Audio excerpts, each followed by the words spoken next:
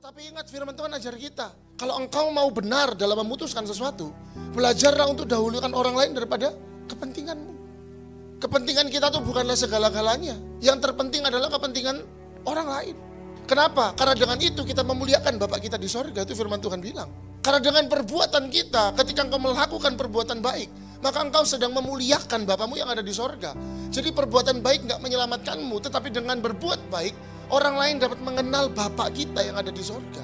Bagaimana cara kita mau punya masa depan yang baik, yang disusun dari keputusan-keputusan hidup kita? Yang pertama, dahulukan orang lain. Jangan cepat-cepat memutuskan sesuatu. Jadi sekali lagi, kalau Anda mau diberkati, Anda mau punya masa depan yang cerah, Anda mau punya hari esok yang dihormati sama orang lain, yang disegani oleh orang lain, perhatikan baik. Justru ketika engkau ingin dipandang orang lain, belajar untuk memandang orang lain terlebih dahulu. Gak usah sakit dengan orang-orang yang mengecewakan kita, saya nyakitin kita. Karena hari ini kita diberkati, karena Tuhan lihat perlakuan mereka sama kita. Ini tujuan kita hidup, untuk melakukan pekerjaan yang baik, untuk menyelesaikan apa saja yang Tuhan percayakan. Kalau Tuhan kasih kita suami, ini pun adalah pekerjaan yang Tuhan percayakan. Kalau Tuhan kasih kita istri, kalau saya dikasih Tuhan juga anak, kalau Tuhan kasih saya pekerjaan, bagaimana saya beres dari pekerjaan saya. Jadi kita nggak usah begini, kok dia kayaknya lebih diberkati daripada saya ya, kok kepercayaan yang diberikan sama dia lebih banyak ya daripada saya. Tunggu dulu, satu hal yang Tuhan percayakan kamu selesai nggak?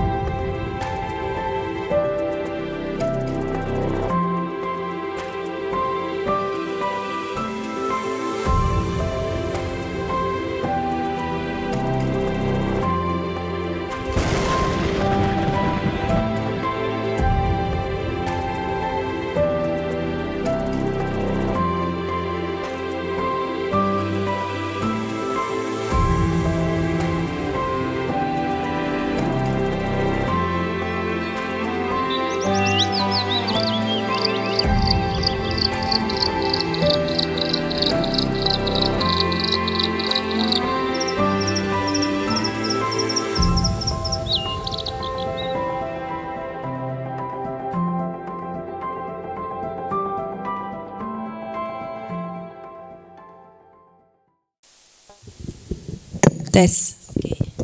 Shalom. Saya rasa ada sukacita di tempat ini. Amin. Bapak Ibu bernyanyi dengan penuh sukacita. Saya mengucapkan terima kasih kepada gembala tempat ini, Bapak dan Ibu ya. Kita ini sudah pelayanan sama-sama tapi tidak pernah ketemu dengan Bapak Gembalanya. Bapak Gembala membantu saya, tim kasih anugerah untuk pelayanan di penjara-penjara. Ya, yang rutin kita layani setiap bulan itu kurang lebih hampir 12 penjara. Ya, tim kasih anugerah rutin setiap bulan dan salah satu pembicara adalah Bapak Gembala dan Ibu Gembalanya. Terima kasih ya. Bapak Ibu, saudara-saudari tempat ini mungkin melihat, wow, Ibu Ellen adalah seorang wanita yang sukses. Amin.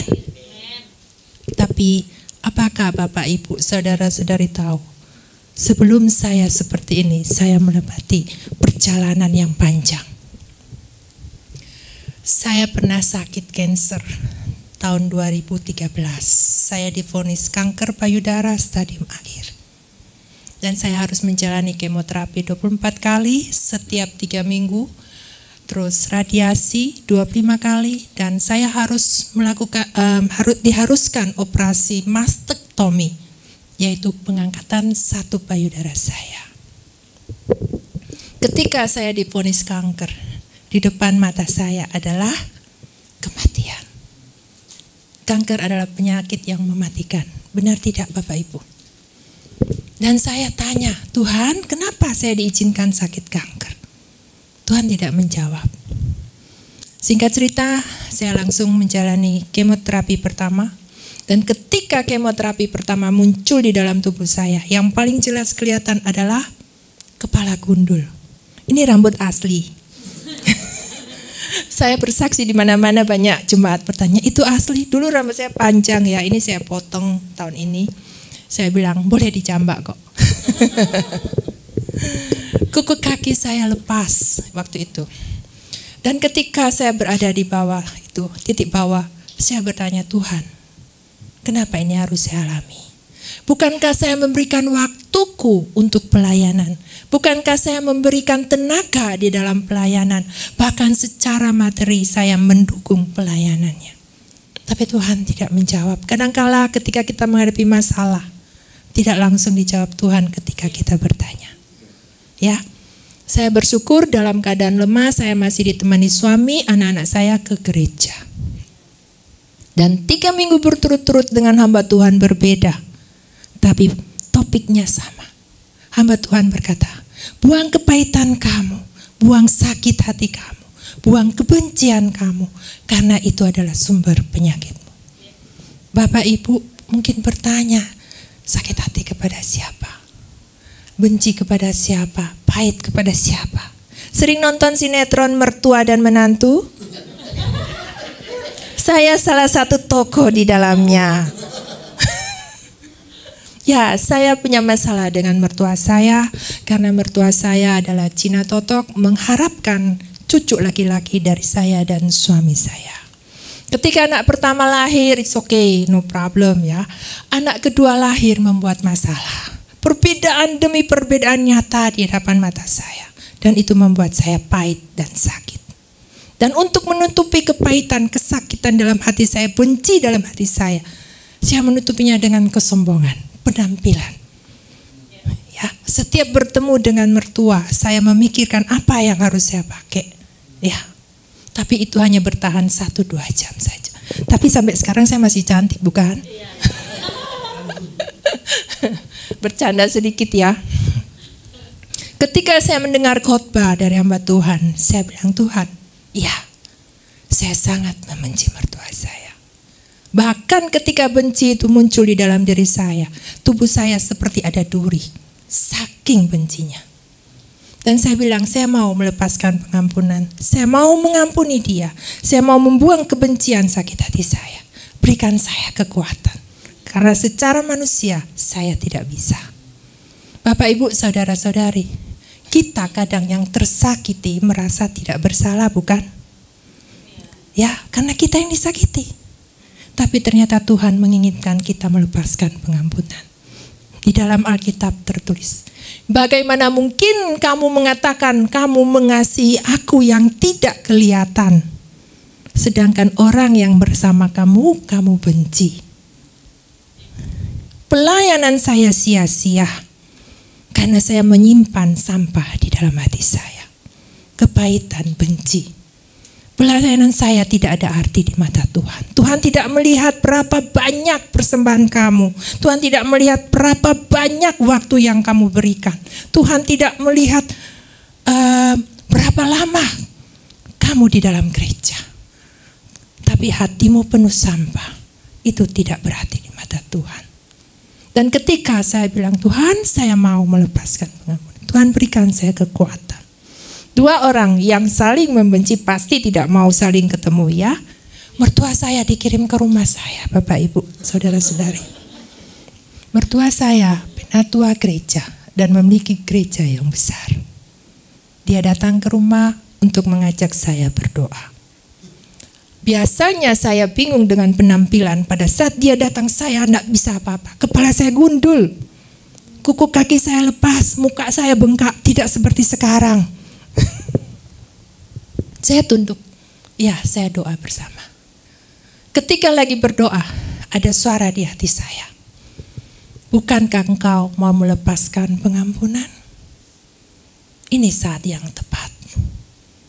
Ketika kata amin, saya seperti ada yang mendorong gitu. Dan istilah kerennya, saya paikui di kaki mertua saya. Saya minta ampun. Ketika saya bilang, Mama ampuni Ellen, saya merasa ada sesuatu yang lepas. Hati saya plong. Singkat cerita, saya tidak merasakan efek kemo, tapi kepala yang gundul tidak mungkin langsung tumbuh rambut yang panjang, bukan? Saya tetap menjalani treatment karena bagi saya itu adalah treatment untuk tubuh saya. Bahkan dalam keadaan gundul saya masih menyetir dan menyambangi orang yang cancer untuk menguatkan mereka. Jadi setiap saya menguatkan orang, saya buka wig saya supaya mereka percaya. Kadangkala ketika kita menguatkan orang, kita tidak mengalaminya. Orang bisa berkata, kamu enak aja bicara karena kamu tidak mengalaminya. Jadi ketika saya menyambangi orang cancer, ada susternya, ya kadang sing perempuan, suaminya ada. Ketika saya menguatkan, saya buka. Susternya aja juga kaget. Karena saya kuat, secara fisik kuat, diberikan kekuatan sama Tuhan.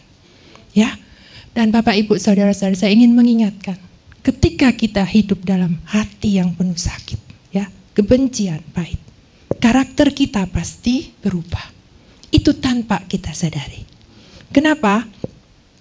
Ketika saya selesai operasi mastektomi dalam keadaan lemah, saya bertanya kepada suami saya, Pak, apakah kamu tidak malu dengan keadaan saya?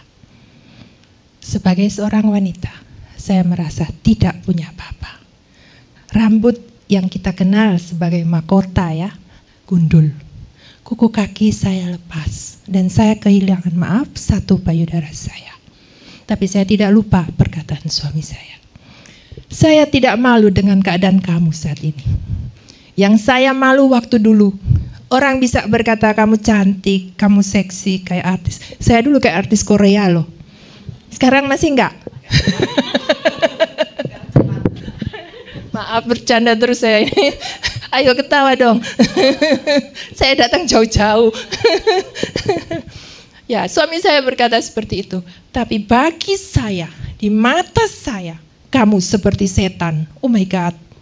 Sudah cantik dibilang setan. Ternyata karakter saya tidak bisa dia terima. Dan di situ saya baru sadar.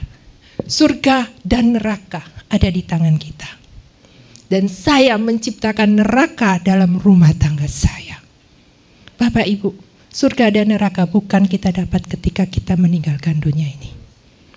Di dalam dunia ini, kita bisa menciptakan surga di dalam rumah tangga kita. 2018, suami saya dipanggil Tuhan. Di situ saya tanya, Tuhan, Bapak, kenapa engkau memanggil suami saya di saat saya merasakan surga, suasana yang damai, suasana yang penuh sukacita? Tuhan juga tidak menjawab saya. Saya seorang ibu rumah tangga yang tidak ikut dalam pekerjaan suami. Suami saya di rumah duka selama 1 minggu dan saya seperti layaknya seorang istri kehilangan suami. Pada waktu itu bulan Mei mendekati Lebaran. Ketika libur Lebaran otomatis ya saya harus belajar apa sih pekerjaan suamiku yang sebenarnya. Dan yang bisa saya pelajari dari laptopnya suami yang selalu dia bawa untuk bekerja. Ketika saya buka, saya melihat banyak file, tapi saya tidak tahu kenapa tangan saya mengarahkan kursor ke salah satu file yang namanya aneh. Kalau nggak salah Saroba, pokoknya seperti gitu ya. Dan ketika saya mengklik, wow, luar biasa Bapak Ibu Saudara-saudari. Di situ saya melihat suami saya punya wanita lain dan mereka sudah berhubungan selama 3 tahun. Ternyata canggih loh sekarang, bukan di handphone, email. Jadi Ibu harus lihat emailnya Bapak loh. Di situ saya melihat percakapan mereka, permintaan wanita itu. Saya gemetar. Saya bilang, Tuhan, Bapakku, kenapa ini terjadi? Bukankah saya sudah berusaha menjadi seorang istri penolong untuk suami? Bukankah saya sudah berubah menjadi seorang ibu yang bijaksana untuk anak-anak? Bukankah saya sudah berusaha hidup sebagai wanita yang kau inginkan untuk hidup benar dalam rumah tangga? Kenapa ini terjadi? Tuhan tidak menjawab, Bapak Ibu. Saya marah, saya masih wanita biasa. Bisa emosi, bisa nangis. Dalam keadaan kebingungan, yang saya lakukan, saya membanting foto suami saya yang biasanya depan peti mati ya. Saya banting, saya sobek fotonya kecil-kecil. Dan akhirnya saya yang sapu sendiri karena tidak ada pembantu. Saya takut anak saya melihatnya. Habis saya sobek, saya nangis, saya sapu cepat-cepat sebelum anak saya turun dari lantai 2 ya, kamar di lantai 2. Ketika sudah bersih, anak saya datang. Saya panggil anak saya. C, mama mau ngomong. Dalam keadaan laptop masih terbuka. Dia menoleh. Mama enggak usah ngomong. Saya sudah tahu. Apa emang yang kamu tahu? Papa itu loh, punya wanita lain dan sudah 3 tahun hubungan. Yang nganter papa ke rumah sakit adalah wanita itu. Dan wanita itu memperkenalkan diri kepada Cici dan Mimi. Sok terapi loh Bapak Ibu. Saya bilang, kenapa kalian tidak cerita sama mama? Kenapa kalian diam? Anak saya berkata, Ma, bagaimana mungkin saya cerita ke mama? Seandainya kita cerita pada saat itu dan terjadi sesuatu dengan mama, bagaimana kehidupan saya dan Meme? Sementara Ama dan Agung tidak menerima kita. Bapak, Ibu, saudara-saudari, di situ 2 pilihan bagi saya.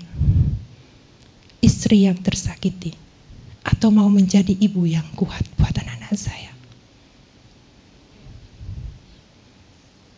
Saya sakit-sakit, nangis ya. Anak saya langsung mengambil alih laptopnya. Anak-anak saya sekarang canggih loh, pinter. Dia ketuk. Dia menemukan wanita itu dan anaknya, siapa, sekolah di mana. Tahu semua. Ayo mah kita permalukan mereka. Wow. Di situ juga saya harus menjadi ibu yang benar untuk anak saya. Saya bilang kepada dia, gak usah nak. Tidak ada keuntungan bagi kita untuk mempermalukan mereka. Memang sakit bagi kita ketika papa meninggal. Suami saya meninggal karena overdosis obat kuat diberikan oleh pelakor. Saya bilang, memang sakit ketika tahu papa meninggal seperti ini. Tapi mari kita mengingat kebaikan papa selama mereka hidup. Mudah saya berkata gitu? Tidak. Tidak, habis kertak itu saya lari ke kamar, saya nangis. Saya minta Tuhan berikan saya kekuatan, apa yang harus saya lakukan. Sehingga cerita 2018 suami saya meninggal, 2019 pabrik yang dirintis dari nol, suami dan saya diambil mertua.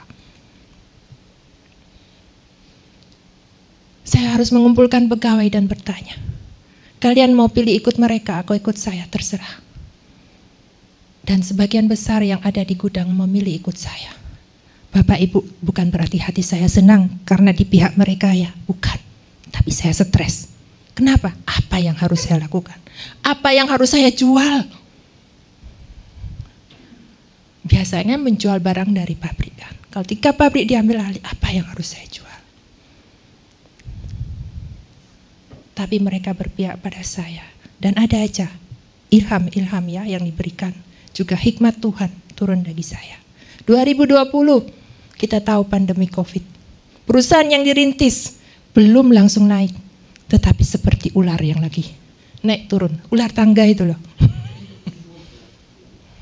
Di mana saya juga dihadapi untuk membayar THR mereka. Di situ saya juga bingung. Apa yang harus saya lakukan? Saya bertanya ke teman A. Katanya enggak usah. Teman B katanya 50%. Teman C katanya cicil tiap bulan. Tapi saya tidak. Saya bertanya kepada Bapak saya. Apa yang harus saya lakukan? Dan Tuhan dengan jelas berkata di hati saya. bayar THR mereka seperti Engkau memberkati mereka. Saya punya simpanan, tapi untuk persiapan anak-anak sekolah. Dan Tuhan menyuruh saya mengeluarkan itu untuk 40 pegawai yang ikut dengan saya. Tidak mudah Bapak Ibu, tidak mudah. Tapi saya mencoba taat sesuai yang Dia inginkan. Dan di Desember, suatu waktu ketika saya ke kantor, saya terpesona dengan satu pohon Natal yang berdiri di kantor saya. Saya bertanya kepada mereka, siapa yang menyuruhnya? Pegawai saya 99% adalah Muslim. Jadi saya bertanya kepada mereka. Dan mereka berkata, ini keinginan kami Bu. Karena sampai saat ini kita melihat ada Tuhan di dalam perusahaan ini. Amin. Bapak Ibu, saudara-saudari, masalah bisa ada dalam kehidupan kita. Dan selama kita hidup, masalah tidak mungkin akan pergi dari kehidupan kita. Tapi kita yang tahu kebenaran firman Tuhan. Kita berjalan sesuai dengan kebenaran firman Tuhan. Percaya, apapun masalah yang kita hadapi, Tuhan Yesus selalu ada di depan kita. Dia tidak pernah meninggalkan kita. Amin. Tuhan yang saya sembah seperti dengan Tuhan yang Bapak Ibu sembah. Amin. Kalau saya bisa melewatinya, Bapak Ibu, saudara-saudari pasti bisa. Sampai saat ini perusahaan yang saya pimpin naik terus. Dan bahkan saya bisa dipercayai adanya kasih anugerah ministry. Di mana kita pelayanan ke penjara dan desa-desa. Dan saya percaya itu semua bukan kekuatan saya atau tim di dalamnya. Tapi ada perkenanan Tuhan. Karena nama Tuhan patut dimuliakan. Amin. Terima kasih untuk kesempatannya. Itulah kesaksian saya. Semoga bisa memberkati untuk semuanya.